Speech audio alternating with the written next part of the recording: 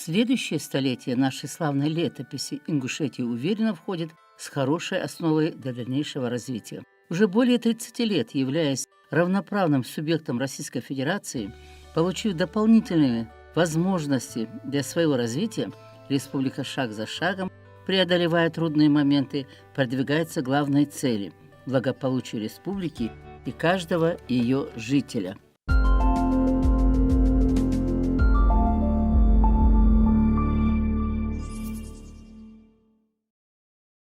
Президент Российской Федерации Владимир Путин подписал указ о праздновании столетия ингушской государственности 12 апреля 2021 года.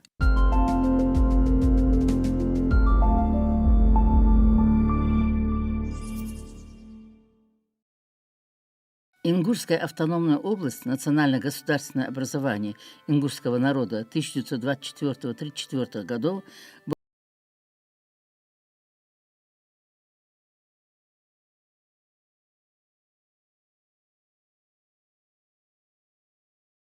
мероприятий. То, что действительно в 1924 году образовалась область автономная, это была вековая мечта, скажем так, народа нашего. И если посмотреть, почитать материал того времени, был огромный энтузиазм.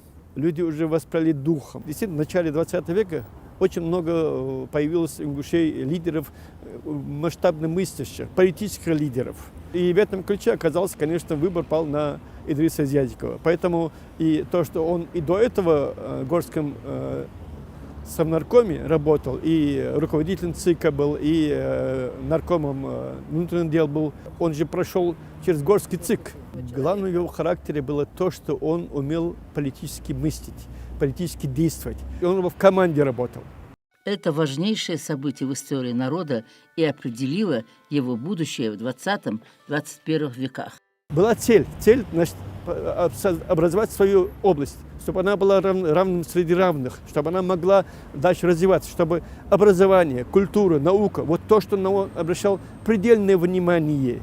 Понимаете, предельное внимание было. Я с детства помню его имя, даже когда не прикасался к книгам такие, что рассказывают, что вот он где-то заявил, что нам надо просить у Москвы возможность образования.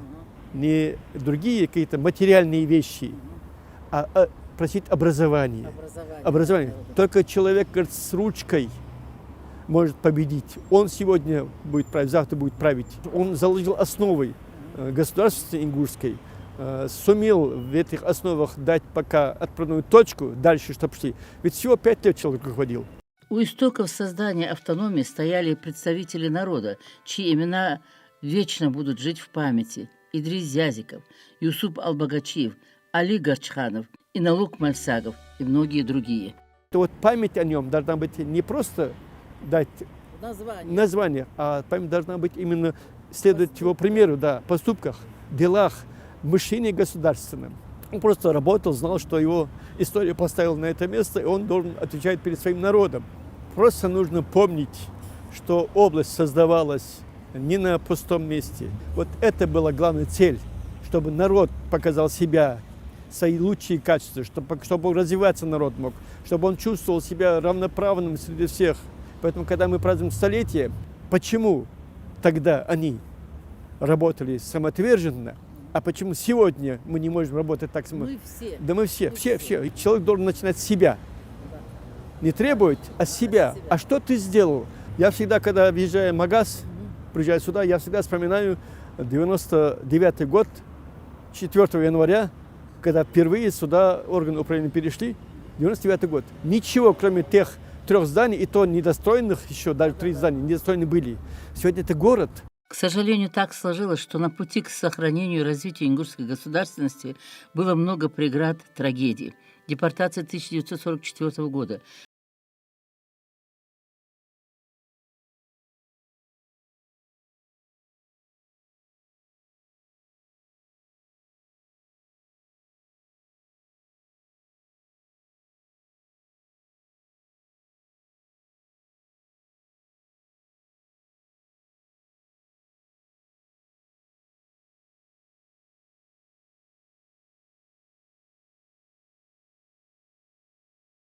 государственности. Нашей государственности исполняется в этом году границах России, нашей государства, исполняется 100 лет. Это очень значительная дата. Почему? Потому что 7 июля 1924 года постановлением Совнаркома окончательно была распущена Горская Советская Социалистическая Автономная Республика и оставлены 2 субъекта. Из этих 2 субъектов один – это Ингушская автономная область.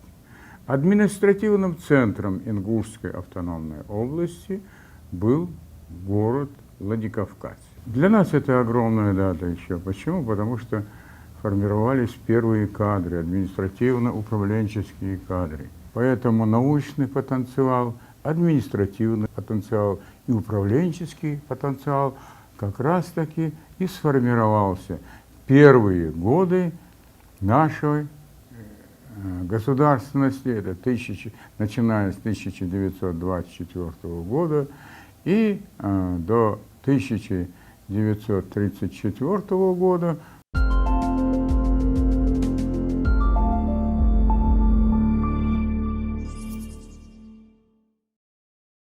Празднование столетия образования Республики Ингушетия – большое событие для каждого жителя Ингушетии. Наш институт проводит широкую такую акцию и широкую такую работу по изучению материалов вот как раз-таки становления ингушской государственности. В том числе, значит, нами запланировано в этом году 10 изданий различных монографий, коллективных монографий, как раз-таки приурочены к столетию нашей государственности. Более того, в этом году очень много мероприятий у нас назначило, и мы проводили их, начиная с января месяца, такие как посвященные словесности, языку, значит, Патимботу Беку, очень большая, вы знаете, он в то время, период нашей первой государственности, так будем называть ее, Ингушской автономной области, очень много работал по ингушскому языку. Создавал словарь, писал статьи. Кстати, Новоту Бекову будет издана замечательная работа. В сентябре месяце мы проводим международную конференцию 23 по 26 сентября на базе нашего института совместно, значит, с такими организациями, как Ингушский университет, Министерство культуры, правительство.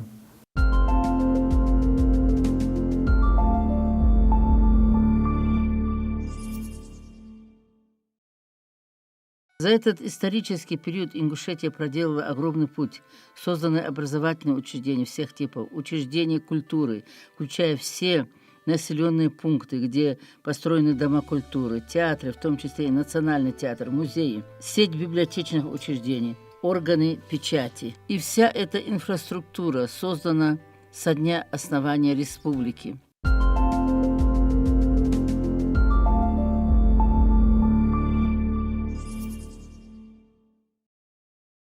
Мы все знаем такую широкую, большую личность, как Идрис Дзядиков. Идрис Дзядиков занимал значительный пост, и он совершенно соответствовал этому посту. Это был скромный труженик, настоящий ингуш, который отдал все силы для развития государственности Ингушетии. Вот. Но дело в том, что мы забываем, что и вновь возрожденной республики тоже были личности, которые заслуживают сегодня внимания, и тоже по пути создания уже второй нашей республики положили много сил. Ну, здесь можно перечислять о многих личностях, таких как, допустим, Бембулат Богатырев, Бексолт Сайнароев, Куштов Ахмед, Куштов Йокуб. Нельзя не заметить такую личность на этом пути, как Федор Боков. Да. То есть Другие депутаты, вот тот же Белозерцев, если вы помните, на съездах СССР, как он защищал наши интересы.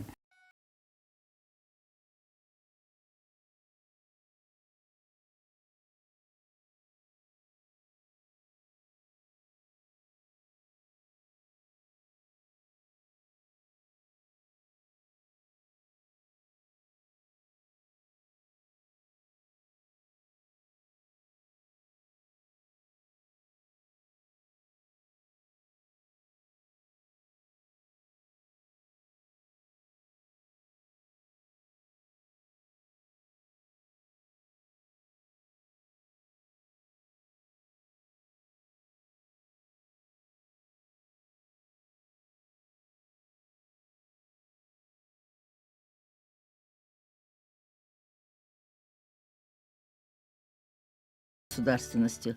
Тот период, когда возникло и развивалось ингушское национальное движение, движение за восстановление попранных прав ингушского народа в конце 80-х годов, это было не просто сложное время, это было переломное время не только для нашей страны, но и для всего мира. Собственно, движение за восстановление прав репрессированных народов, в частности, ингушское национальное движение, которое с полным на то основанием, наверное, можно считать флагманом движения за права репрессированных народов, оно вписалось именно вот в эту вот сложную мозаику. Сама по себе вот эта вот сложная задача восстановления государственности, территориальной реабилитации, правовой реабилитации, культурной реабилитации, она многократно усложнялась теми проблемами, с которыми столкнулась в целом страна. То есть борьбу за свои права ингушам приходилось вести в условиях радикальной дестабилизации всего общественно-политического состояния, глубочайшего экономического кризиса, глубочайшего культурно-психологической депрессии, можно сказать, в которую обрушилось советское общество на фоне вот всех вот этих вот происходивших перемен. С одной стороны, это было время огромных надежд, ожиданий, где-то, можно даже сказать, прекрасных иллюзий. В конце 80-х годов это бремя выпало на долю интеллигенции, прежде всего национальной интеллигенции. В истории каждого народа есть имена, которые их соплеменники помнят веками. Таким был один из лидеров национального движения за возрождение нашей государственности Бексултан Магомедович Сайнароев. Безусловно, Бексултан Сайнароев был высокообразованным, интеллигентным человеком и, как вы сказали, очень многогранной личностью. Он был и ученым, он был и общественным деятелем, он был и активным участником национального движения. Одним из ярких представителей именно вот этого сегмента советского общества как раз и был Бексултан Сайнароев. Нельзя забывать о том, что и без яркой, харизматичной личности массы тоже мало что могут сделать. Да, это была целая плеяда, трудно даже вот назвать кого-то одного, потому что действительно идея восстановления справедливости, идея реабилитации, идея воссоздания государственности, она стала тогда действительно национальной идеей для ингушей, для ингушского народа. И вот действительно вот эта вот общая идея, общий порыв, он охватил все общество от самых низов до самых верхов. И люди самых разных профессий, разного социального статуса, разной личной судьбы, они горели действительно тогда этой общей идеей. И такие моменты редко случаются в истории народа. Отсюда и успех. И когда вот эта вот общая идея овладевает массами, как об этом опять же говорили марксисты, то она действительно может сворачивать горы. И вот невероятно сложная задача, которая стояла перед ингушским национальным движением в конце 80-х годов, которая буквально еще за пару лет до создания Ингушской республики казалась невоплотимой, оказалась действительно иллюзорной. Она воплотилась в плоть и кровь в начале 90-х годов. Конечно, уникально сложились различные исторические обстоятельства, исторические процессы, которые происходили вокруг в масштабах страны, в масштабах республики, я имею в виду тогда РСФСР как часть Советского Союза, в масштабах региона Северного Кавказа, в масштабах даже самой единой Чечено-Ингушетии, которая в конце 1991 года распалась, да, и не ингуши были инициаторами этого распада, как мы помним. Вот все вот эти вот моменты, они настолько вот сложились, как пазл, что, но не будь долгой, кропотливой, многолетней работы, деятельности как раз представителей, лидеров ингушского национального движения, это все не было бы возможно. Он был очень талантливым человеком. И этот талант у него был, я так думаю, с самого детства. Стремление к познанию. Творческий человек, он всегда стремится к познанию мира, окружающего, людей. И я так полагаю, что он все-таки стремился к тому, чтобы вот в тех тяжелейших условиях, в которых ингуши в то время жили, вот в тех тяжелейших условиях получения образования, при этом он, наверное, все-таки стремился к тому, чтобы получить хорошее образование, и где-то уже, наверное, подсознательно думал помочь ингушскому народу, что ему в конечном итоге у него это получилось. И его блестящее образование и его талант все-таки позволили ему достичь того, что он достиг, и помочь ингушскому народу в том объеме, в котором он это сделал. Я с ним познакомился еще в конце 80-х годов, когда он уже более активно начал вот в политической жизни участвовать. И я, будучи уже депутатом Верховного Совета Чечено-Ингушской Республики, тогда мы с ним познакомились. Меня тоже это поражало. Вот настолько очень умный, образованный человек и в то же время такой тактичный в общении. То ли он помоложе, постарше, наравне с ним. Вот это его действительно выделяло среди многих людей, выделяло вот эта образованность. И умение его вести в обществе себя, преподнести в любой ситуации достойно, соответствующим образом, в соответствии с его вот этими регалиями, высокими регалиями, которые он имел. Ну и, конечно, как юрист, он, конечно, бесспорно, сегодня я могу уверенно это сказать, это состоявшийся юрист. Мы будем отмечать столетие государственности Ингушетии. Если имя Идриса Бексултановича Зязикова мы хорошо знаем, то я надеюсь, что и в истории свое место займет имена Сайнароева, Богатырева.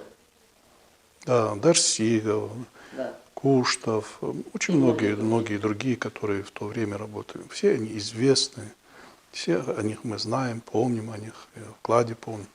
Поэтому я думаю, что именно вот в этот период, при проведении этих мероприятий, приуроченных к столетию государственности, я думаю, эти мероприятия охватят и вот тот цикл вопросов, о котором мы сейчас с вами говорим.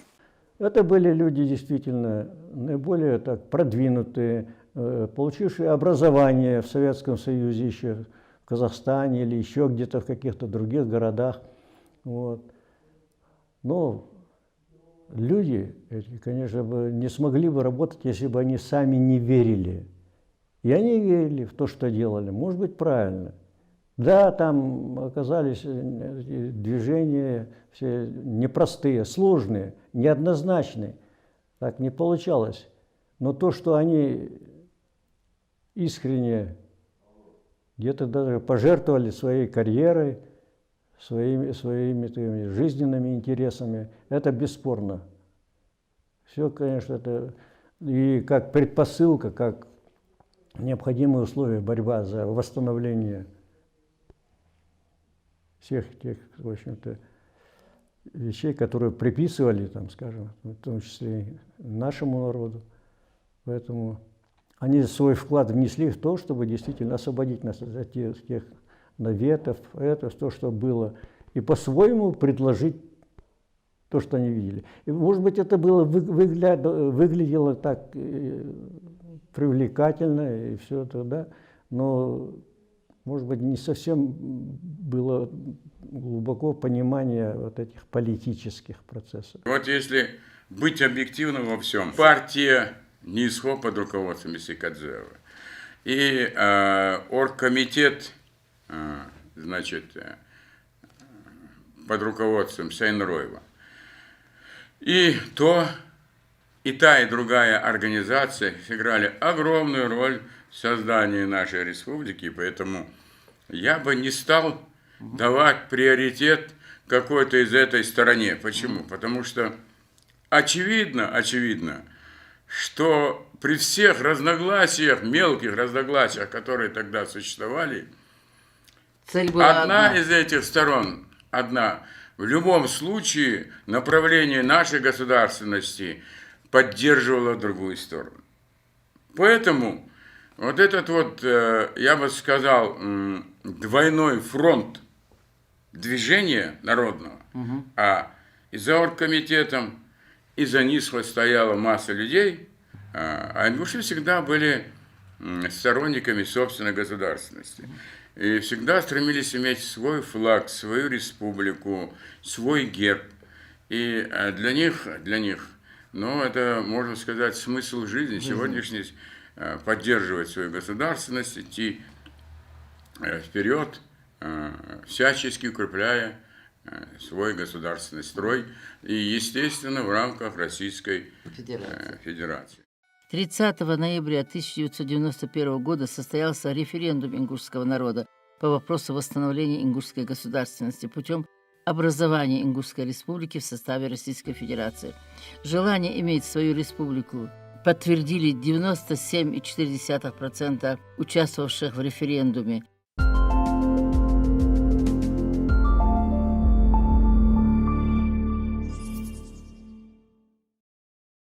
Здесь надо в первую очередь сказать о подготовке второго съезда ингушского народа. Значит, второй съезд прошел в сентябре 1989 году. На очень таком большом порыве, на волне подъема народного движения. И этот второй съезд выбрал лидеров для осуществления программы, которую он принял. А программа была одна – восстановить автономию ингушей.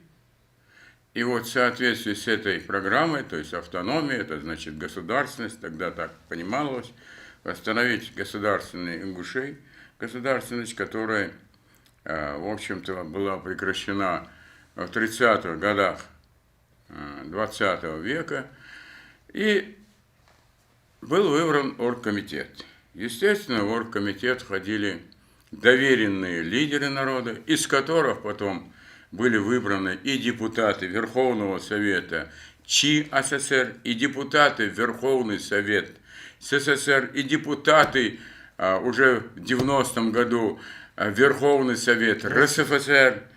Вот такая работа народом самим была проделана, и вот этот вот вотум доверия вручен тем людям, которым они верили, которые считали, что значит, пронесут это знамя, осуществят эту программу. Естественно, в этом списке был и наш замечательный писатель Иса Аюбович Кадзоев.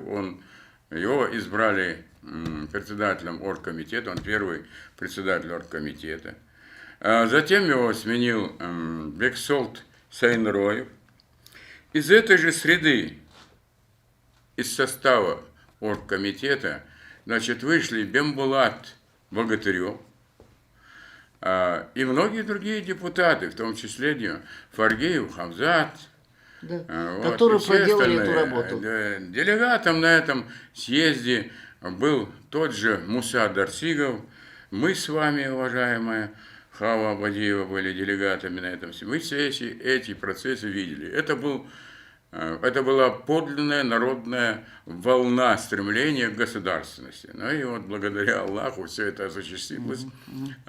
Лидеры, которым они, значит, делегировали как раз-таки действовать от имени народа, они оправдали свое доверие. И уже в 1990 году был принят закон о реабилитации репрессированных народов, и логическое его завершение в 1992 году закон 4 июня 1992 года закон о создании Ингушской республики, так она называлась. Провозглашение 4 июня 1992 года Республики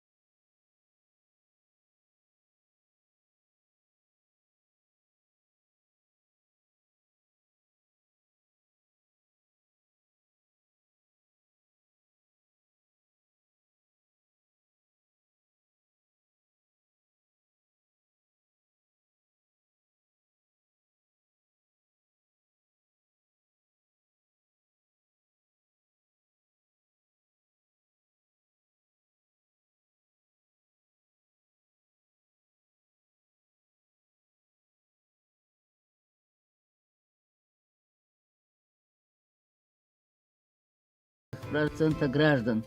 Государство любое предполагает Конституцию. Это необходимый атрибут любого государства. Конституция все-таки это основной закон. Это тот закон, на базе которого разрабатываются другие виды законодательства. Это закон, который определяет фундаментальные права, свободы, обязанности граждан. Автор Ингушской конституции профессор Мурат Келигов вспоминает. Вопросы, которые как бы решались по ходу истории. Не то, что сначала история чего-то, а потом это все объясняется, а здесь по ходу самой жизни. Все это происходило как бы вот воочию рождение чего-то.